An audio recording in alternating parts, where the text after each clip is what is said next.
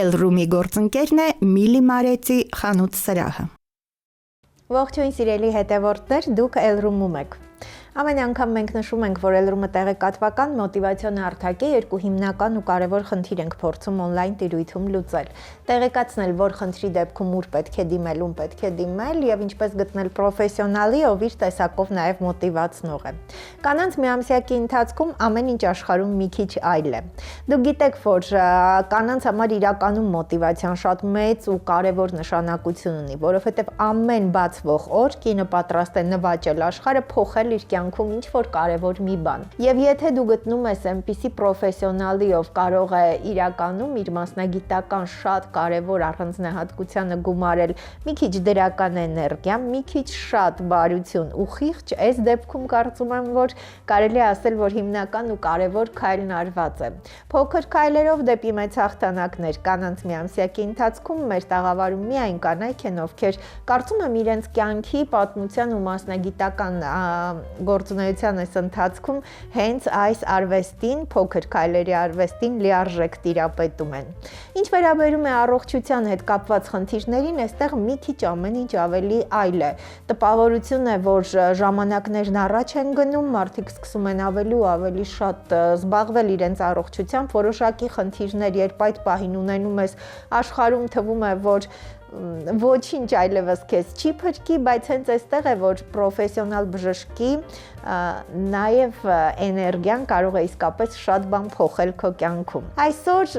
ինձ համար իսկապես շատ հաճելի է, որովհետև առիթ ունեցել եմ շատ անգամներ լսել շատ հետաքրքիր պրոֆեսիոնալ, իր տեսակով հանդարտ ու աշխարհին մի քիչ ուրիշ հայացքով նայող բժշկի մասին, իսկ այսօր հնարավորություն ունեմ այդ բժշկի հետ զրուցել Elroom-ում։ Կարծում եմ, որ մեր զրույցը շատ օգտակար պիտի լինի տեղեկատվության առումով եւ նաեւ մոտիվացիայի։ Դուք կհասկանաք վերջում, որ իսկապես մեր կյանքում շատ բան ճիշտ ժամանակին ու ճիշտ մարդկանց դիմելու, ճիշտ մասնագետին դիմելու դեպքում հաղթահարելի է։ Սիրով այս պահին նաև ձեր անունից ուզում եմ Elroom-ում ողջունել Նայիրի բժշկական կենտրոնի գաստրոենտերոլոգ, գաստրոենտերոլոգների հայկական ասոցիացիայի անդամ Զարուհի Ավետիսյանին։ Ես շատ շնորհակալ եմ, դոկտոր, որ առիթ ունենք հանդիպելու, ձեր մասին շատ առիթ ունեցել եմ լսելու ձեր պացիենտներից ու իրականում ինձ համար պատիվ է, որ այսօր կանանց միամսյակի այս կարևոր շրջանում հնարավորություն ունենք զրուցելու այստեղ։ Ես էլ եմ շատ շնորհակալ, որ այսօր այստեղ եմ ձեզ հետ։ Համաձայն եք, որ ամեն ինչ կնոջ մեջ նախ եւ առաջ հոգեբանական է, պիտի մենք տրամադրվենք, որ հնարավոր է խնդիրը լուծել, որ միանշանակ համաձայն եմ ձեզ հետ։ Ի սկզբանե ամեն ինչ սկսվում է մտքում, հետո արդեն մարմնին արձագանքում է դրան, ուստի չկա չլուծվող խնդիր, չկան փակ դռներ, ուղղակի պետք է հնարավորություն տալ ինքդ քեզ առաջին հերթին, որ տեսնել այդ դուռը եւ լուծում միանշանակ կգտնվի։ Ինչքան թեթև է տրամադրված կյանքին, խնդրին, իրականությանը, այդքան ավելի արագ ու հեշտ են լուծվում ցանկացած խնդիր, այդ թվում նաեւ առողջական։ Այո, այդ թվում նաեւ առողջական, բանալի բառը արդեն դոկտորը ասեց։ Դոկտոր, դուք փաստորեն ձեր մայրը մանկավարժ է, հայրը ինժեներ, բայց բժշկական այս ուղղությամբ շարունակելը շատ վաղուց ձեր մեջ եղել է, փաստորեն ինչ որ տրամադրվածություն եղել է ընտանիքում։ Այո, մանկուց ես ինչքան ինձ հիշում եմ, իմացել եմ, որ բժիշկ եմ դառնալու ու այդտեղ մեծ ներդրում ունի հորաքրոջս ջանքերը, ով մեր ընտանիքում շատ պատվավոր կին է եւ կարծես թե իր ձեռքով թելադրված թելադրանքով եւ աջակցությամբ ես այսօր կայացել եմ որպես բժիշկ եւ շատ ուրախ եմ այդ կապակցությամբ եւ իհարկե շատ շնորհակալ թե ծնողներիս թե հորաքրոջս։ Երևանի պետական բժշկական համալսարան ընդունվելուց արդեն ուսման ընթացքում ձեզ հետաքրքրեց գաստրոենտերոլոգիան։ Սա արդեն ձեր ընտրությունն է եղել։ Սա միանշանակ իմն է եղել, որովհետև ուսման 6 տարիների ընթացքում ծանոթանում ես գրեթե բոլոր նեղ մասնագիտությունների հետ։ Երբեմն երբ լսում ես հոգուտ ձայնը ու զգում ես, որ այս մասնագիտությունն է հոգեհարազատ, անմիջապես նա տանում է իր հետևից։ Գիտեք, հստակ կոնկրետ իրավիճակ չեմ կարող ասել, որ այդ պահից էր իմ որոշումը կայացվել, բայց հասկանալով, որ մարսողական համակարգը իր շատ կարևոր դեր ունի ամբողջ օրգանիզմի գրագետ զարգացման, առողջության պահպանման հարցում, հասկացա, որ այդ մասնագիտությունը կուզենամ ավելի մանրամասն ուսումնասիրել եւ այդ դաշտում լինել օգտակար։ Զարուհի, փաստորեն օրդինատուրայի արդեն վերջին տարիներին եք ընդունվել Նայիրի բժշկական կենտրոն, ընդունարանում եք աշխատել եւ 2011-ից մնացել եք հենց Նայիրի բժշկական կենտրոնում։ Այո, կարելի ասել ծնվել մեծացել եմ Նայիրի բժշկական կենտրոնում, իմ հարազատ օրանն է։ Այո, արդեն 15 տարի, փաստորեն 15-րդ տարին է, բայց գաստրոենտերոլոգիան այս տարիների ընթացքում եւ շատ զարգացել է եւ միևնույն ժամանակ մենք ավելի շատ սկսեցինք վերջին շրջանում խոսել առողջ սնվելու, դրա անհրաժեշտության մասին, այսինքն այս գիտությունը, եթե 1 տասնամյակ, 2 տասնամյակ առաջվա հետ համեմատենք, կարելի է ասել ուղղակի անճանաչելի լայնացել է իր ոլորտը, չէ՞, ասպարեզը, իր հնարավորությունները։ Այո, գաստրոենտերոլոգիան ամբողջ աշխարհում շատ ակտուալ, արդիական մասնագիտություն է, ավելին ասեմ, ոչ միայն Հայաստանում, նաև ամբողջ աշխարհում նեղ ուղղվածություններ են արդեն զարգանում, օրինակ նեյրոգաստրոենտերոլոգիա, որը խորապես ուսումնասիրում է ուղեղի եւ աղեստամոքսային տրակտի կապը, եւ ինչու՞ չէ, նաև դրա անդրադարձը ունենում ենք նաև Հայաստանում, քանի որ գաստրոենտերոլոգների հայկական ասոցիացիան հանդիսանում է Եվրոպայի գաստրոենտերոլոգների ասոցիացիայի անդամ երկիր, այնտեղի ուղեցույցները, մշակույթը, նորությունները շատ արագ են հասնում մեզ եւ փորձում ենք դա կիրառել մեր աշխատանքային փորձում նաեւ։ Փաստորեն արդեն ուղղությունները առանձին կան եւ այստեղ նույնպես ինձ թվում է հոգեբանության հետ նաեւ գաստրոենտերոլոգիայի կապը պիտի շուտով ուսումնասիրվի։ Արդեն ուսումնասիրվում է։ Միանշանակ, այո, Հայաստանում այդքան հետազոտական գործունեությունը լայն չի ծավալվում, բայց ամբողջ աշխարհը հստակ կապը կա եւ չգիտեմ ուրախությամբ թե ցավով նշեմ, բայց հիվանդությունների մոտ 60-70%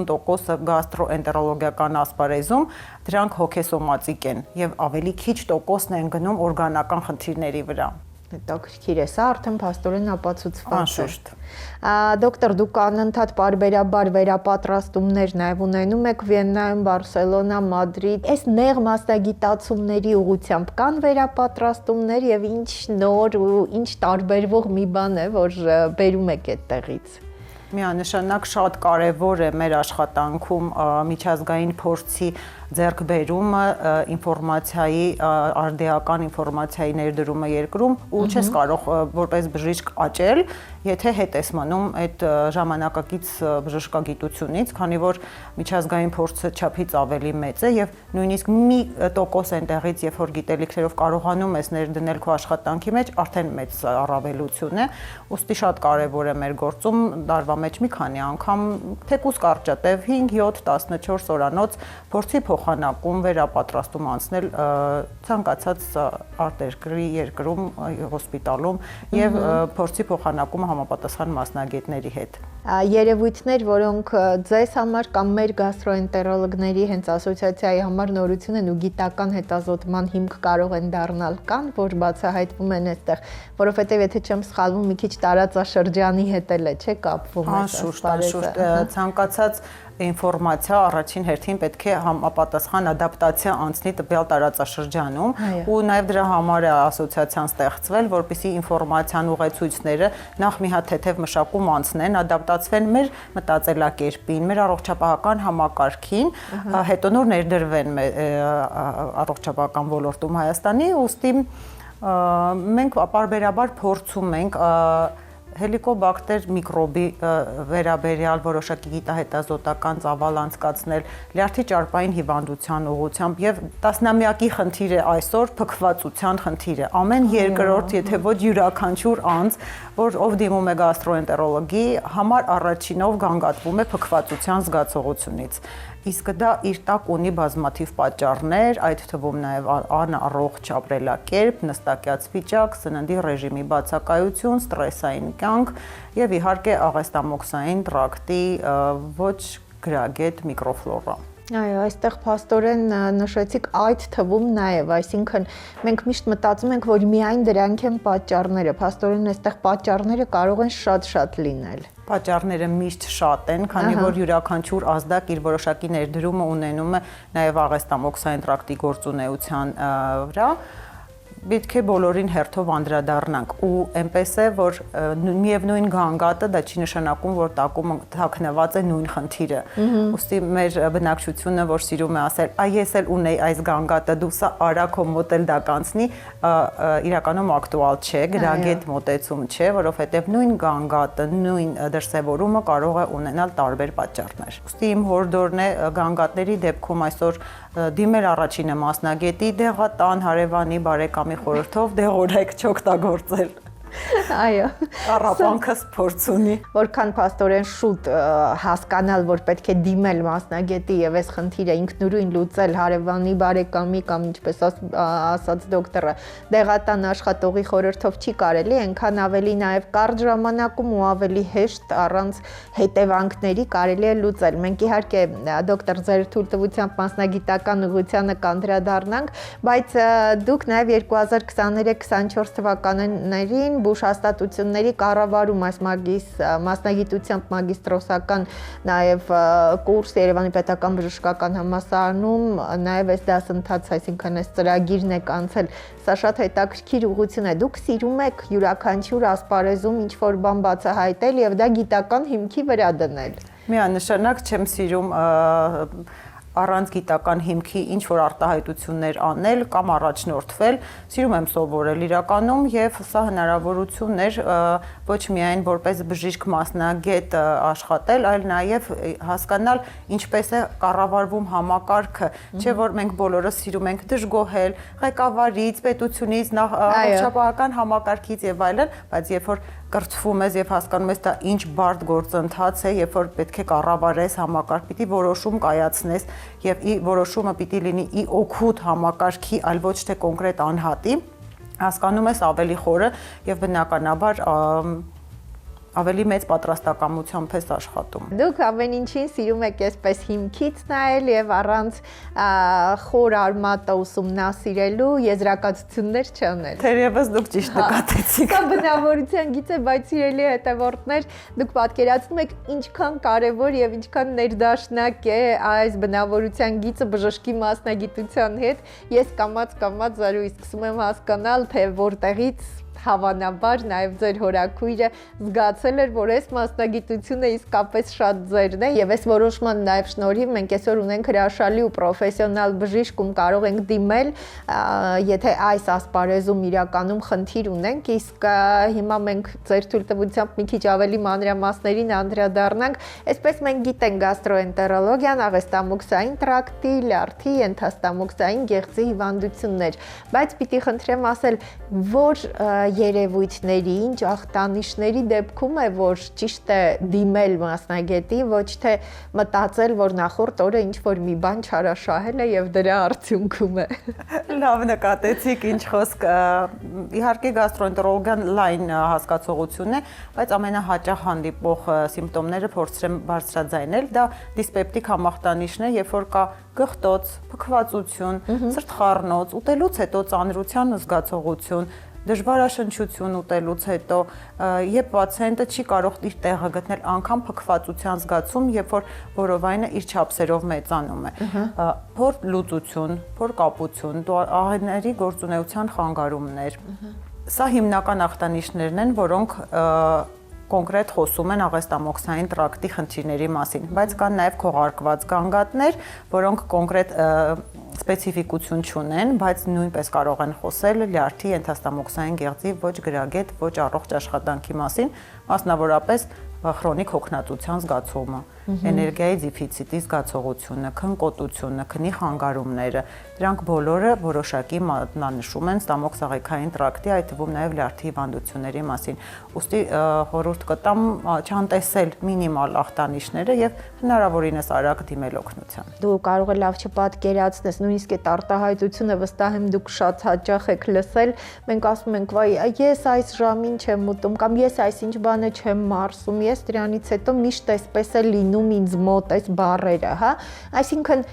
որ դեպքում է, որ արդեն անհրաժեշտություն է դիմել եւ պետք չի սպասել։ Երբ կան սուր գանգատներ, բնականաբար, երբ որ խաղաղ պայմաններում եւ առաջանում են սուր խնդիրներ, ցավեր, ջերմության բարձրացում,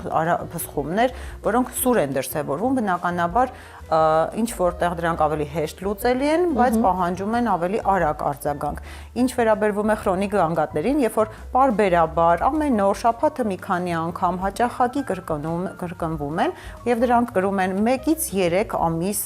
պարբերաբար կրկնություն, դա նշանակում է, որ ինչ որ մի խնդրի մասին խոսում է եւ ցանկալի է հետազոտել, որպեսզի ավելի վաղ կանխարգելել կամ ավելի արագ բուժել։ Այո, փաստորեն կարելի է պրոֆիլակտիկ հետազոտություններ կան, կարելի է, եթե նույնիսկ շատ այսպես ինտենսիվ անընդհատ դրսևորվող երևույթներ չկան, հնարավոր է ուղղակի գալ, հասկանալ, որ ամեն ինչ կարգին է։ Այո, իհարկե, եւ ես խրախուսում եմ այն միտքը, որ պետք չէ սպասել առաջին սիմպտոմների ի հայտ գալուն, այլ կարելի է կանխարգելել։ Այսօր ժամանակակից բժշկագիտությունը աշխատում է հենց այդ ուղղությամբ, որպեսզի ամեն ինչ արվի կանխարգելիչ նպատակներով, չսպասելով ախտանիշներին կամ հիվանդությունների զարգացմանը։ Այդ թվում նաեւ գաստրոենտերոլոգիայում մենք խրախուսում ենք հետազոտություններ, օրինակ որովայնի սոնոգրաֆիա տարին 1 անգամ 45 բոլոր անձինք անկախ գանգատների առկայությունից պիտի անցնեն գաստրո եւ կոլոնոսկոպիա։ Իհարկե դա մեր Սա է հիմնական խնդիրը, չէ՞ որ չեն ուզում գալ։ Անշուշտ,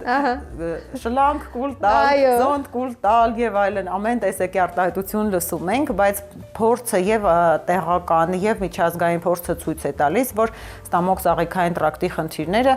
գանգատներով դրսևորվում են ոչ միշտ, ոչ բոլոր 100% դեպքերում։ Հատկապես հաստաղիքի խնդիրները գանգատներով դրսևորվում են միայն բավականին բարդ խնդիրների զարգացման պարագայում եւ մի պարզ հետազոտություն, որը այսօր շատ հեշտությամբ իրագործվում է երակային սեդացիայի պայմաններում, պացիենտը ոչ մի դժվարություն չի կրում, ոչ մի զգացողություն բացասական չի ունենում, շատ անվնաս հետազոտություն է, շատ արագ 15-20 րոպե իրականացնելի,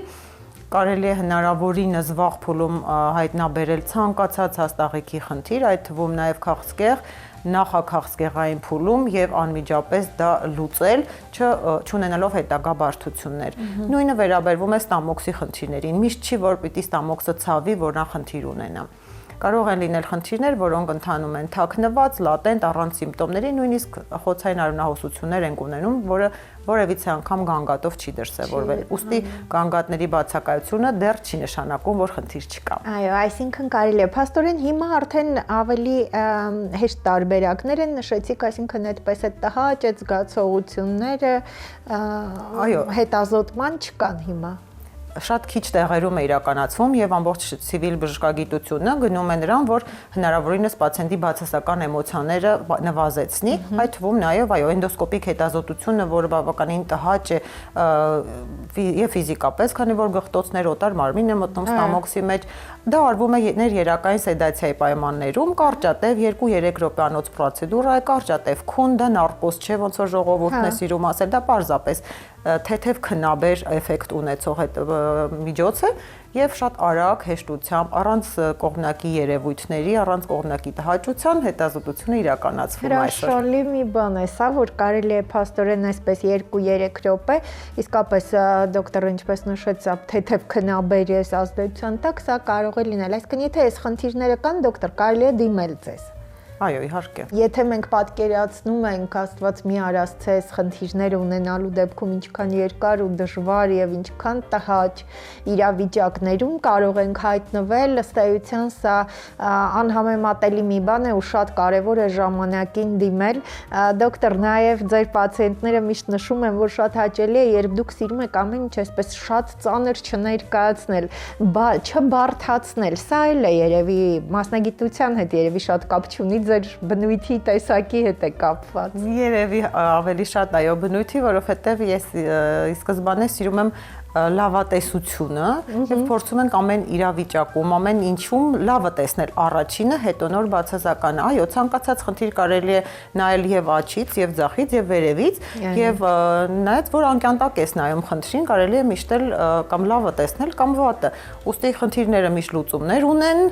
հեշտ դժվար դա մեր ընտրությունն է ու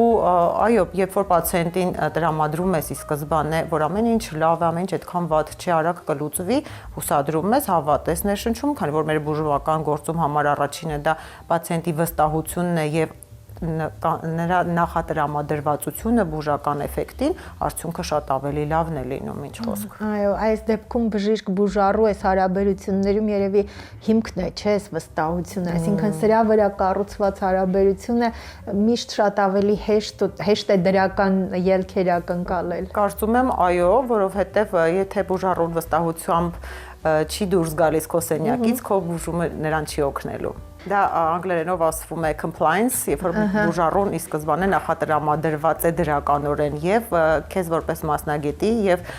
քո նշանակած բուժմանը արդյունքը 50 եւ ավել տոկոս բարձրանում է։ Բարձրանում է, այո, իսկապես տրամադրվածությունից շատ բան է կախված։ Նաեւ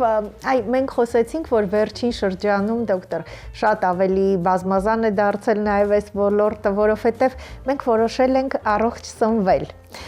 Եվ մանավանդ մենք հենց Հայաստանում, երբ ընդունված է, որ նույնիսկ հյուրերը երբ մեզ մոտ գալիս էին, բավական լուրջ, այսպես խնդիրներով էին գնում, ծանր սնունդ ընդունելու պատճառով, հիմա մենք որոշել ենք ամեն ինչ փոխել, հա։ Որքանով է սա ճիշտ եւ ծայրահեղությունների մեջ չընկնելու համար, որն է այն ճիշտ կետը, ելակետը, որ դուք խորհուրդ կտաք, որտեղից սկսել կամ ինչ ընթացքով տանել։ Լավ հարց տվեցիք, ինչ խոսք, ոսկե միջինը մի քիչ հարաբերական է, յուրաքանչյուր անձ առաջինը իր օրգանիզմի կարիքները պիտի ճանաչի, հետո փորձի լսել սեփական օրգանիզմի պահանջներին, հոգու ձայնին եւ առաջնորդվենք այդպես։ Երկրորդը առողջ սնունդ հասկացողությունը նույնպես լայն է։ Երբ որ բժիշկ ես, ավելի հեշտ է պատկերացնել, որ դա իրենից ներկայացնում է առողջ սպիտակուց, առողջ ճարպեր, առողջ ածխաջրեր։ Ես ավելի մատչելի լեզվով երևի կարող եմ ասել, որ ստամոքսաղեքային տրակտը սիրում է կանոնավոր սնունդ, ոչ մեծ ծավալներով, հեշտ յուրացվող։ Ինչ է դա նշանակում, որ սնունդը, որը երկար մշակում է անցած, փաթեթավորված է, պահածոյացված է, ավելի դժվար եւ բացասական էֆեկտները ավելի շատ են դրսևորվում։ Չմոռանանք կարևորել նաեւ որոշակի թթուների դրական էֆեկտը չափի մեջ, քանի որ դրանք ֆերմենտացված պրոդուկտներ են, երբ որ բնական ճանապարհով թթվեցում են անցած լինում։ Օրինակ, կաղամբը թթվեցված ձևով, վարունգը մեր ժողովրդի շատ սիրելի, ու դրանք հանդիսանում են բնական միջոցներ աղիների սեփական միկրոֆլորայի գրագետ առողջ զարգացման համար։ Այդ իսկ պատճառով դրանց որոշ քանակը թույլատրելի է։ Այնպես որ ասում ենք թթու կծուչ ուտել, այդ թթուն ի նկատի ունենք թթու կոմպոնենտը, այլ ոչ թե թթվածված պրոդուկտները, որ ժողովուրդը ի սկզբանե դարերի վեր կերել է։ Ռեժիմը շատ կարևոր է, սննդի քանակը եւ որակը, ինչ խոսք, եւ իհարկե քիչ շարժվելը, հիպոդինամիան։ Այսօր մեծ խնդիր է, որը հանգեցնում է նյութափոխանակության բավականին լուրջ խնդիրների, այդ թվում նաեւ ճարպային լյարդի առաջացման կարևորագույն պայմաններից մեկն է, ինչը վերջին դարի կարևորագույն խնդիրն է ամբողջ աշխարհում։ Բալանսավորված այս սննդակարգերը կամ դիետաները, ժամանակ ավելի շատ դիետա էին ասում, հիմա ավելի ճիշտ սննդակարգ, բայց միևնույնն է, տարբերակներ շատ են, 16, 8 եւ այլն։ Այս ընդունված տարբերակներից կարելի է ասել, որ ամեն դեպքում ինչ որ օգտակար բաներ կան տարբերակներ, որոնք որպես սննդակարգ մշտական օգտագործման համար կարելի է։ Այո, ինչու ես չեմ սիրում օգտագործել սննդակարգ կամ դիետա կոչեցյալը, որովհետև դա ի սկզբանե նշանակում է ժամանակավոր ինչ-որ բռնություն օրգանիզմի վրա, եւ բնականաբար օրգանիզմը անհամբեր սպասում է, երբ է ավարտվելու այդ սննդակարգի ժամկետը, որ ինքը վերադառնա հին ռիթմին, ուստի ավելի գրագետ կլինի, ասենք առողջ սնվել, առողջ ռեժիմ եւ առողջ սնվելու մշակույթ ձևավորել, որ շատ դեպքերում նաեւ ինդիվիդուալ է։ Պետք է հաշվի առնել օրգանիզմի առանձնահատկությունները, ուղեկցող այլ հիվանդությունների առկայությունը։ Այո, ինտերվալային սովը շատ ողջունելի է, եթե չկան դրա հակացություններ։ Երբ որ օրգանիզմը ինչ-որ ժամանակահատված, դա կլինի 10, 12, 14, 16 ժամ, հանգստի ռեժիմի մեջ է եւ ավել կալորի, ավել սնունդ չի ստանում եւ գրագետ վերաբաշխվում է։ Բայց նախապես պետք է հասկանալ խանգարող հանգամանքները ուղեկցող հիվանդություններ, օրինակ շաքարային դիաբետ, սիրտանոթային հիվանդությունները, լեղուղիների խնդիրները, որոնք չեն սիրում կանգային վիճակ, այդ թվում նաև ստամոքսի հիվանդությունները, որոնց դեպքում բնականաբար ինտերվալային քաղցը ցանկալի չէ։ Եվ կարող է ունենալ բացասական հետևանքներ։ Այո, այսինքն այս ամենը կարող եք ձեզնով զբաղվել, մանավանդ որ արդեն գարուն է, առջևում ավելի տաք օրեր են, բայց միայն մասնագետի հետ խորհրդակցելուց հետո եւ որ շատ կարեւոր է հասկանալով, որ աղեստամոքսային տրակտում էս ամբողջ երկար, ինչպես դոկտորը նշեց, հա, այս համակարգում ամեն ինչ կարգին է, իսկ դրա համար արդեն ինչպես նշեցինք, հիմա շատ ավելի հեշտ, ոչ այդ ցավային մեր իմացած հա տհաճ զգացողություններով կարելի է հետազոտվել, ընդ որում չսպասել, որ լինեն ինչ-որ նշաններ, այլ ուղղակի կանխարգելիչ նաև հետազոտություններ կարելի է անցնել, իսկապես շատ կարևոր բան է, որովհետև մենք անընդհատ սնվելու սննդի մասին հիմա խոսում ենք եւ ակամա մեկը մյուսին խորհուրդ են տալիս, իրենց փորձով են կիսվում, սա էլ մի այսպես հարևանի խորհրդով շարժվելու նման մի բան է։ Չեմ կարող չբարձրաձայնել, քանի որ առաջ ակտուալ էր հարևանի խորհուրդը, վերջին տարիներին Google-ն էր այդ խորհուրդը տալիս, իսկ հիմա արհեստական բանականությունը չեմ այդպիսի օր չկա, երբ որ աշխատանքի մեջ պացիենտը իմ ասածը չհաստատի ChatGPT-ի կամ արհեստական բանականության խոսքերով, հա ճիշտ է, ինքը այդպես էլ ասում էր։ Շնորհակալ եմ շատ դոկտոր, ես ուզում եմ լավատեսությունը պահել, կարողանալ մարդկանց հետ այսպես անընդհատ շփվել, բայց այս այն ոլորտն է, որը բնականաբար շատ ավելի քիչ ընկալելի ու հասկանալի է, հա, եւ հարցերը միշտ շատ են լինում։ Էներգիա ծախսելու պատճառներ շատ ունեք։ Որն է աղբյուրը, որտեղից եք ստանում դուք էներգիա։ Նախ էներգիան ստանում եմ դրական արդյունքից, երբ որ դու տեսնում ես քո աշխատանքի արդյունքը, գոհ շնորհակալ առողջացած բուժառուները եւ բնականաբար իրենց հարազատների եւ բարեկամների նաեւ արձագանքը, մյուս կողմից դա սերն է, ընտանիք, բնություն։ Դուք 3 հրաշքների մայր եք, ինչպես եք կարողացել հիմա փաստորեն մեծ աղջիկը ձեր բժշկական համալսարանի ուսանողուհի է եւ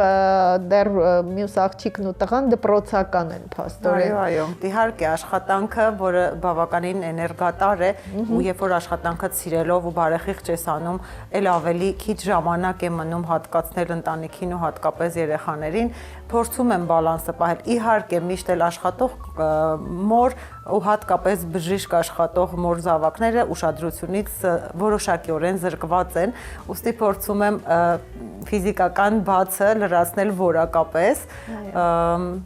դե կյանքի ուղի է։ Էներգիան պիտի ստանանք ցանկացած լավ գործից, ժպիտից, բնությունից, արևից, այսինքն փորձում եմ այդ բալանսը պահել եւ ամեն ինչում լավը տեսնել։ Երբեք հասցնում ձեզ ժամանակ տրամադրել, որոնք են ձեր նախասիրությունները։ Այն էներգիան, որ դու ծախսում ես աշխատանքիդ մեջ, ինչ որ ձևով լրացվում է ընկերական շփումների միջոցով, բնության գրկում լինելուց, չգիտեմ, ես բարելուց եմ հաճույք ստանում, դա ուկասահք եմ սիրում, լողալ եմ սիրում, բնության, սպորտ, պար, անպայման։ Զբաղվում եք միշտ։ Հնարավորինս փորձում եմ տեսել։ Սա շատ կարևոր մի բան է, այսինքն դուք նաև ձեր օրինակով պացիենտներին, բուժառուներին, որ ամեն ինչ հնարավոր է։ Չի մտածել դրա մասին, բայց այո, ամեն ինչ հնարավոր է, այն ինչ որ դու ուզում ես, դու կարողանում ես ժամանակ գտնել։ Շատ հեշտ է ասել հնարավոր չէ, չեմ կարող, եւ այդ չեմ կարող ավելի բարդացնում է իրավիճակը։ Երբ որ կարողանում ես, այո, կարող եմ, այո, կանեմ, փոքր քայլերով կանեմ, փոքր արդյունքներով ի վերջո դա կաթիլ բաժակ է լցվում։ Արդյունքը միշտ լինում է, թեկուզ փոքր ժամանակահատված, 15-20 րոպե հոբին տրամադրել, ինչ որ մի դրական էներգիա աղբյուրից էներգիա ստանալ, միշտ դրական ազդեցությունը թողնում եմ։ Այո, սա մարդկանց հետ աշխատելու համար երևի համար մեկ նախապայմանն է, չէ, ամբողջ աշխարհում այդպես է, այսինքն եթե մարդը ինքը անընդհատ այդ սպառված է, ինքը չի գտնում գտնում էներգիայի աղբյուր դժվար է այս մարդու համար, նույնիսկ շատ լավ մասնագետ լինելու պարագայում մարդկանց հետ աշխատել։ Անշուշտ, այդ պարագայում կարևոր է նաև հանգստի ժամանակ գրագետ օգտագործել եւ չանտեսել ամենակարևորը, ինչը հասկացել եմ վերջերս, գրագետ քնի ռեժիմը ապահովելն է, որը հնարավորություն է տալիս օրգանիզմին վերականգնվել։ Այսինքն այստեղ նորից ժամային այդ մասը կարևոր է, հա, դոկտոր։ Ժամայինն էլ է կարևոր, քնի որակն էլ է կարևոր, այսինքն քնել 2-3 ժամ, չհանգստանալ եւ օրգանիզմից պահանջել լիարժեք ռեսուրսներ հնարավոր չէ։ Ի վերջո մի գեղեցիկ արտահայտություն եմ լսել, պիտի ասեմ, ասում են, որ մոտ 40 տարեկանից հետո, երբ բնությունը իր երաշխիքը հանում է օրգանիզմից, մենք պարտավոր ենք ինքներս դա իրականացնել, այնպես որ կա որոշակի ճշմարտություն։ Եթե մի որոշ ժամանակ օրգանիզմի ռեսուրսները բավական են լինում, որոշ ժամանակից հետո պահանջվում է հատուկ ուշադրություն։ Այո, եւ այն պահին, երբ բնությունը իր երաշխիքը հանում է, հրաշալի արտահայտություններ ես ձեր թույլտվությամբ կօգտագործեմ, երաշխիքը հանում է հենց այստեղ է, որ այս հերոսը համարը ձեզ շատ անհրաժեշտ կլինի, որովհետեւ բժիշկները այս կարևոր ֆունկցիան կարող են իրենց վրա վերցնել եւ այդ խորհուրդները, եթե նույնիսկ փոքր խնդիր ունեք կամ խնդիր չունեք, կանխարգելելու համար ուղղակի համենայն դեպս պետք է հետազոտվել ու հասկանալ, որ ամեն ինչ կարգին է, հանգիստ լինել եւ միևնույն ժամանակ ըստ էության բժշկի հետ շփման հնարավորություն կունենաք, որի արդյունքում շատ դրական էներգիա, որովհետեւ եթե վերադառնանք ամենասկզբում շատ կարևոր մի բան ասեց դոկտոր Զարուհի Ավետիսյանը, նշեց, որ շատ խնդիրներ հենց գաստրոենտերոլոգիական ասպարեզ աղեստամոքսային տրակտի հենց հոգեբանականից են գալիս, փաստորեն հոգեսոմատիկայի ազդեցությունն է շատ մեծ է։ Եվ դա վաղուց ապացուցված փաստ է։ Մենք ունենք Եվրոպայում բազմաթիվ կլինիկաներ, որոնք նեղ մասնագիտացում ունեն նեյրոգաստրոենտերոլոգիայի ոլորտում։ Այո, իհարկե մենք չպիտի մոռանանք, որ աղեստամոքսային տրակտը դա ստրես թիրախ օրգաններից մեկն է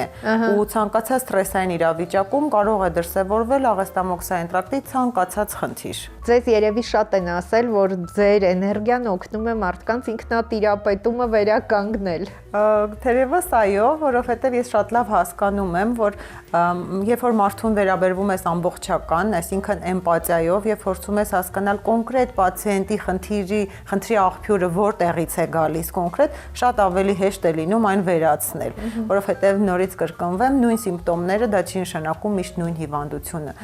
Մեր աշխատանքը պահանջում է անհատական վերաբերմունք, որոշակի վերլուծություն, ինչու՞ չէ նաև հոգեբանական դաշտի որոշակի վերլուծություն եւ խորհուրդներ։ Այո, կարելի է ասել, որ այ կանանց միամսյակի այս շրջանն է, մենք առաջ 1 օր, 2 օր մենք շնորհավորանքներ ենք լսում, հղում միմյանց,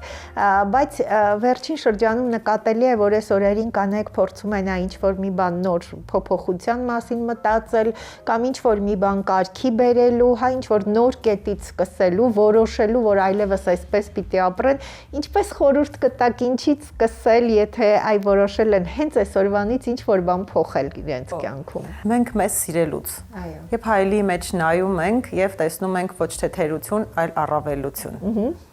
Մի փոքր ավելի ուշադրություն դարձնել մեր սեփական կարիքներին եւ մեր առողջությանը։ Հետո նոր արդեն հետազոտություններ, հոբիներ, երբ որ կինը առողջ է, իր շրջապատում լույս է եւ ընտանիքը եւ աշխատավայրը, ցանկացած ոլորտ առողջ է, ուստի առաջինը մենք մեր լույսը պիտի ավելացնենք եւ ինքը ավտոմատ ինքնաբերաբար կտարածվի։ Շնորհակալ եմ շատ, դոկտոր, իրականում ինձ շատ հաճելի էր, երբ ձեր պացիենտների, բուժառուների, մարդկանց, ովքեր ձեզ հետ առիթ են ունեցել շփվելու, կարծիքները լսում էինք այդքան դրական ու առաջինը հենց հոգեբանական, որ այդ լավատեսությունը խոսքով նաև բառով նաև բուժում է, բացի իհարկե շատ պրոֆեսիոնալ մասնագիտական նաև միջամտությունից, պատկերացնել երևի այդպես հեշտ չէր, բայց իրականում դուք կարողանում եք միշտ ճիշտ պահին, ճիշտ այդ կետային բառերը գտնել մարդուն ինչ որ առումով դեպի դրականը մղելու եւ ամենակարևորը գործողության մղելու անելու, կարող է դրական բառեր ասեն, բայց չկարողանան քայլ անելու մղեն։ Դուք կարողանում եք այդ քայլը անել։ Հուսամ Ես շատ շնորհակալ եմ, ես նույնպես ուզում եմ ձեզ շնորհավորել, ես ուզում եմ, որպեսզի շատ լինեն նաև առիթները, լուսավոր իրադարձությունները ձեր շուրջը եւ միշտ հնարավորություն ունենան ձեզ շրջապատող մարդիկ իրականում վայելեն այն լույսը, որ տարածում եք դուք։ Շնորհակալ եմ շատ հաճելի է լսել, ես նույնպես շնորհավորում եմ ձեզ եւ մեր բոլոր կանանց եւ ցանկանում եմ միշտ լեցուն հանդիսատեսներով եթերներ ձեզ։ Շնորհակալ եմ շատ։ Սիրելի հետևորդներ, գիտեք, մենք շատ հաճախ նշում ենք, որ փորձում ենք հատկապես կանանց միամսյակի ընթացքում շատ կարևորում ենք զրույցը այն մարդկանց հետ, ովքեր կարողանում են իրականում եւ իրենց ասպարեզում եւ առհասարակ մեր տրամադրության մեջ, մեր մտքերում, ինչպես ասում են, շատ կարևոր մի բան փոխել։ Ինչքան էլ որ տարիներ ու տասնամյակներ շարունակ մենք հասկանանք, որ մեր առողջությունը շատ կարևոր է, ինչքան էլ որ ասենք, որ ժամանակին պետք է գնալ հետազոտման, միևնույնն է, միշտ մնում ենք նույն կետին։ Պիտի կարողանա բժիշկը իր տեսակով նաև ինչ որտեղ մոտիվացնող լինի, տրամադրող լինի, որպեսզի դու անես այդ քայլը։ Ես կարծում եմ իրականում շատ կարևոր է, որովհետև գաստրոենտերոլոգիական, աղեստամոքսային տրակտի հետ կապված խնդիրները իրենց բոլոր դրսևորումների մեջ բավական այսպես շատ հաճելի չեն, բայց շատ կարևոր է, որպեսզի մենք ժամանակին իրականում հետազոտվենք, հասկանանք, որ այս առումով ամեն ինչ կարգին է։ Եվ նույնիսկ փոքր նշանները մենք շատ հաճախ անտեսում ենք, իսկ դրանք վտանգավոր են։ Բայց ինչպես բժիշկը նշեց, առանց նշանների էլ ժամանակին հետազոտվելու դեպքում մենք կարող ենք իրականում շատ բան կանխարգելել, իսկ սա շատ կարևոր է։ Քանի որ մեր լսարանը հիմնականում կանայք են, ես կարծում եմ, որ կանայք նաև շարժիչ ուժն են, այսինքն նաև տղամարդկանց մղելու, այս կարևոր գործառույթը պիտի վերցնենք մեր ձեռքը։ Եվ ինձ համար միշտ հաճելի է, երբ մենք հնարավորություն ենք ունենում զրուցելու բժշկի հետ, ով իր տեսակով մարդասեր է, այսինքն միշտ մարդու մեջ սիրում է մարդուն, տեսակը մարդու։ Այսօր մենք զրուցում էինք Նաիրի բժշկական կենտրոնի գաստրոենտերոլոգների հայկական ասոցիացիայի անդամ Զարուհի Ավետիսյանի հետ։ Եվ ես կարծում եմ, որ շատ ինչպես իր բուժառուները, այնպես էլ շատ մեր հետևորդներ այսօր իրենց մեջ մտածեցին, որ իրականում շատ կարևոր է ինչ որ պահի կյանքը փոխել, կարողանալ իրականում ինքներս մեզ վրա ավելի շատ ուշադրություն դարձնել, որովհետև ամենակարևոր միտքը իսկապես դոկտորը նշեց, եթե կինը առողջ է, եթե մարդը առողջ է, իր շուրջը հեշտ է այդ ավելի առողջ միջավայր ստեղծում։ Իսկ առողջ միջավայրում արդեն լուսավոր կետերն են շատ լինում, երջանկությունն ու ուրախությունն էլ է շատ։ Մենք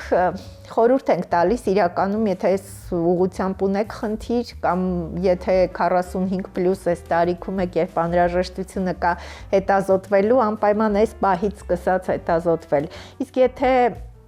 ոչ, ուրեմն շատ կարևոր է, որպեսզի դուք հասկանաք, որ հենց այսօր կարելի է ուղղակի հայելու մեջ նայել, հասկանալ, որ իրականում աշխարհում ամեն ինչ հրաշալի է, որովհետև ձեր մեջ հրաշալի մի բան կա։ Ի վերջո դուք մարդ եք, որը կարող եք կանգնել, նայել հայելու մեջ եւ ժպտալ։ Աշխարհում շատ կարևոր է, որպեսզի մեր շուրջը լինեն մարդիկ, ովքեր մեզ մղում են դեպի գործողություն։ Այսօր մենք զրուցում ենք հենց այդպիսի հետաքրքիր տարբերվող պրոֆեսիոնալ կնոջ հետ, ով ոչ միայն ասում էր, որ անհնարին ոչինչ չկա, այլ ասում էր, որ դու կարող ես ու դու պիտի այդ քայլը անես։ Կանանց միամսյակի օրերին երևի ամենակարևորը հենց այս միտքն է՝ կարողանալ զգալ, հասկանալ, լսել հենց այս միտքը։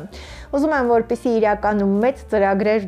ծրագրեր ունենաք ու ամենակարևորը վստահ լինեք, որ ամեն ինչ իրագործելի է։ Շնորհակալ եմ, որ հետևում եք մեզ։